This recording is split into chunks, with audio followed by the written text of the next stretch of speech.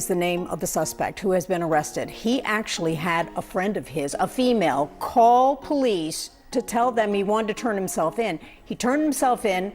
He was given his Miranda rights, but he started to talk. It began with fire. Not metaphorical, not poetic. Real fire, raging in the dead of night, thrown through the windows of a governor's home. Pennsylvania's highest official, Governor Josh Shapiro, and his family, nearly caught in the blaze. The suspect? Not some fringe extremist from across the aisle. No, Cody Balmer, a fellow Democrat. A man whose mind, ravaged by untreated illness, exploded into an act of violent political insanity.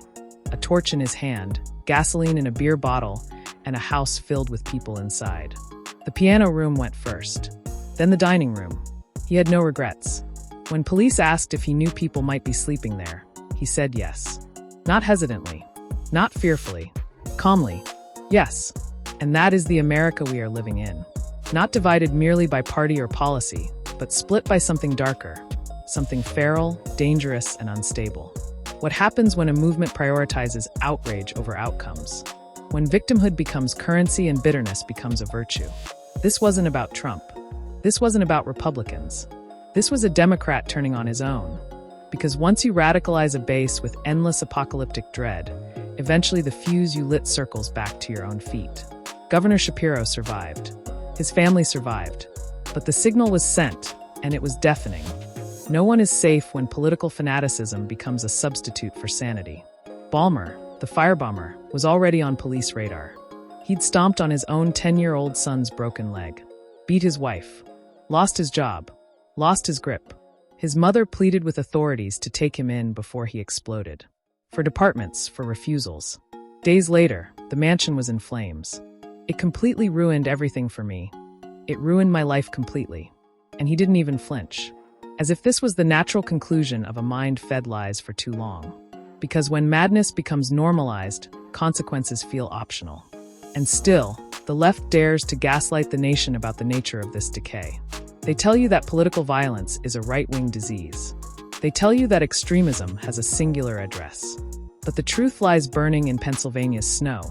Because it was never about ideology. It was about the system of moral rot that festers when rage becomes a lifestyle. This is the fruit of an inverted moral culture. The social ladder flipped upside down, where excellence is punished and dysfunction is exalted, where being broken is a badge of honor, and being whole is seen as privilege. It's why being trans is framed as powerful, why obesity is celebrated, why mental illness is mistaken for bravery. It's not about compassion anymore, it's about validation. Validation for pain, for rage, for grievance. There is nothing you can say or try to justify yourself and change their minds. Because their minds aren't wired for truth anymore, just tribal loyalty. This isn't about convincing, it's about conforming. And if you don't, you're out. You're labeled. You're burned. Just like that house. This is the ideology that took over a major American party. And they can't put the monster back in the cage. Because it's not just an angry mob now. It's their voters. Their base. The mob is the party. And when that mob turns inward, the results are explosive. Literally. But Governor Shapiro was only the first name in this cascade of political absurdity. On the opposite coast, California, once a symbol of golden dreams, is bleeding money.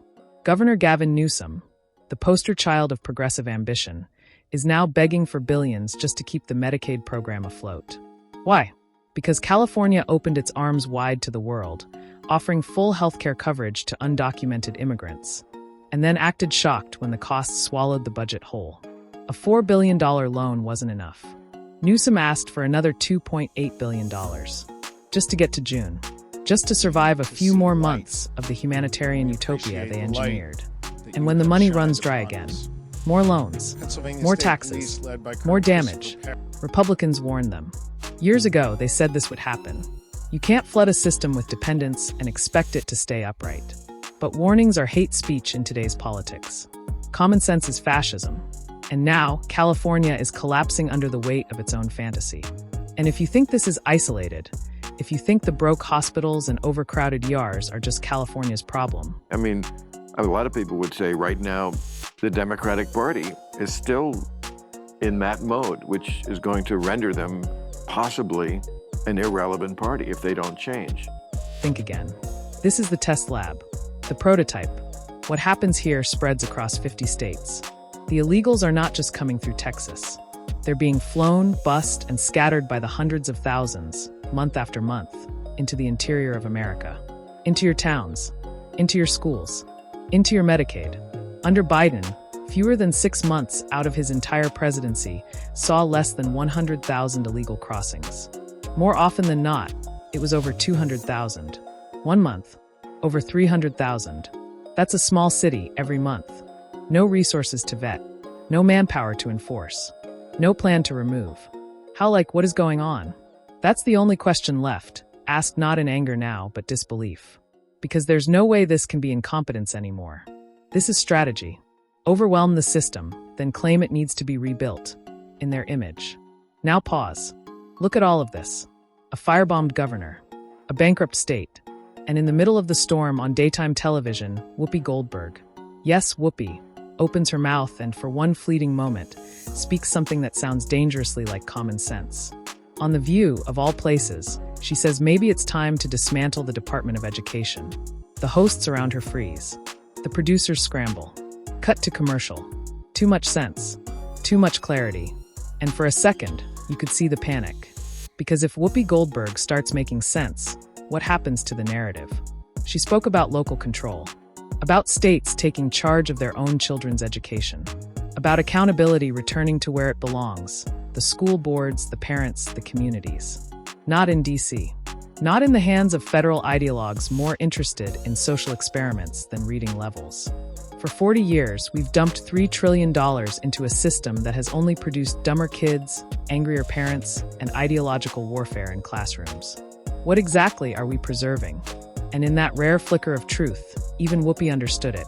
Real change starts locally. But that's precisely what the woke machine can't allow. Because local control means dissent, and dissent is the enemy of narrative. You see, that's why the media has to keep Donald Trump front and center. Not because his message is unpopular. Far from it. His ideas on border control, government reform, and economic stability resonate. That's the danger. They can't destroy the ideas, so they try to destroy the man. It's not unlike the communist revolutions. Yes, they were violent. Yes, they tore down the old systems. But they had a clear replacement in mind. Today's radicals? They're just tearing for the sake of tearing. They have no vision, no plan. Just slogans and destruction. Even liberals like Bill Maher are sounding the alarm. He said it himself. If the Democrats don't shed the cult, the party could become irrelevant. And he's right. They traded liberalism for wokeness. Swapped colorblind ideals for race-obsessed policies. Abandoned debate for cancellation. And now they don't know how to get back.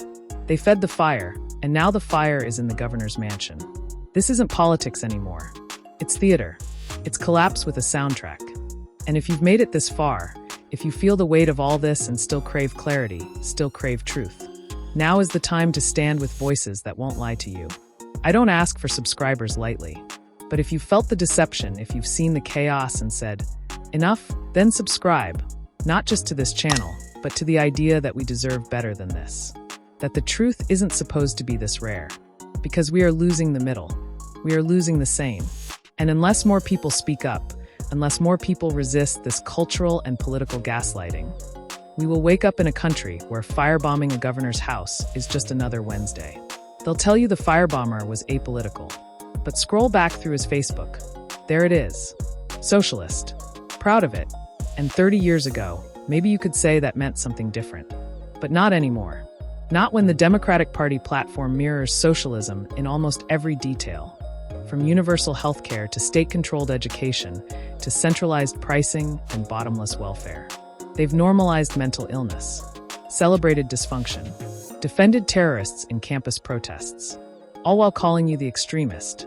So yes, Whoopi Goldberg, in a rare and ironic twist, may have spoken one of the sanest lines of 2025. And no, the media won't let her say it again. But that's where we come in. Because the moment we accept this madness as normal, it becomes normal. The moment we stop calling out this destruction, it wins. The governor's home was on fire. California's coffers are on empty. Whoopi's microphone was cut.